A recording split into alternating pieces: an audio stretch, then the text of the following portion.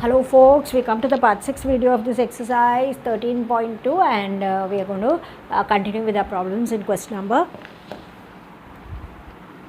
11. The question number 11 thirds apart says that it is 4 sec x plus cos x. By now we know what is the sec x derivative, so we are able to do the derivative directly. Let's call f of x as this 2 sec x plus 4 cos x. We are interested in getting the derivative, so it's the derivative of individual terms. Right, so 5 sec x and 4 cos x. 5 comes out, sec we have found the derivative as sec x tan x. 4 comes out, derivative of cos x is minus sin x. You can leave it like that, or if you want you can solve it sec x tan x and then sin x and all. If you want you can solve, or you leave it like this. This is the answer. 5 sec x tan x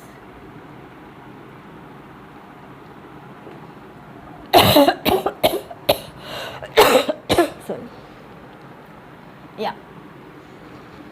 Our next thing is to find out the derivative of cosec x. Because we are beginners, we will call this cosec x as 1 by sin x. And for our convenience, we will call the numerator as 1 and the denominator as sin x. We will take its derivative. Numerator has derivative 0, denominator has derivative cos x.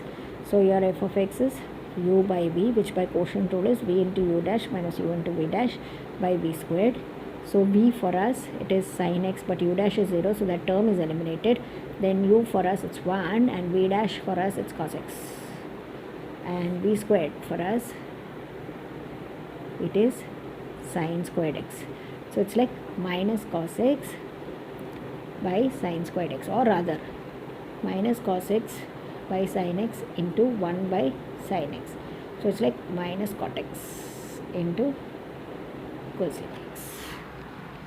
So that's how we get the derivative. Now in this problem, if you have to start doing the work, you should know the derivative of cot x. So first let's do it as a separate working and then we can work it out. Consider maybe w as cot x.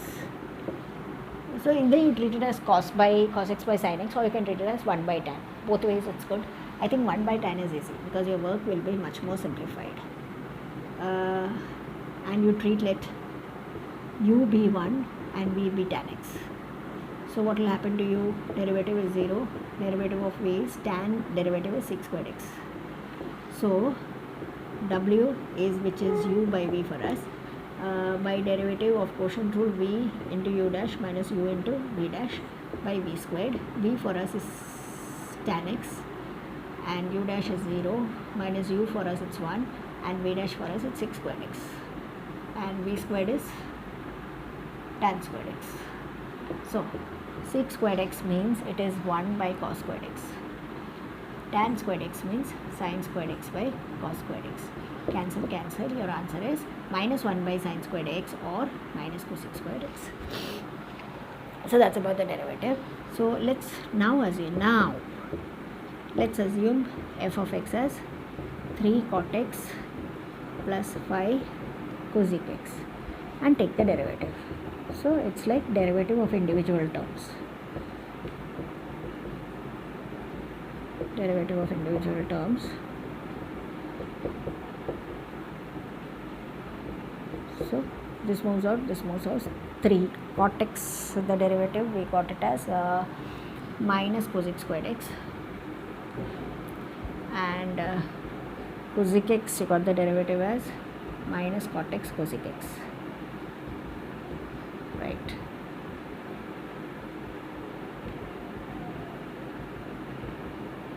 That's it. That's our derivative. If you want, you can take cosec out and all, it hardly matters, right? That's about it. Next problem is pretty simple. Let f of x be 5 sin x minus 6 cos x plus 7. We are taking the derivative. So it's like plus 7 whole derivative. So 5 sin x derivative 6 cos x derivative 7 derivative. This is a term, it will not have a constant. 5 will move out, sine derivative is cos. 6 will move out, derivative of cos is minus sine, and this is 0 in derivative. So 5 cos x plus 6 sin x. That's all. That's the derivative of this term. Similarly, we can move for the next term. So let's call this as f of x. This is 2 tan x minus 7 sec x. So while taking the derivative, it is 2 tan x minus 7 sec x whole derivative, or it is like 2 tan x derivative of that and 7 sec x derivative of this. 2 will move out, derivative of tan x is sec square x, and derivative of sec x is sec x tan x. Will not now. That's all. If you want, you can take a sec x out, but otherwise that's it.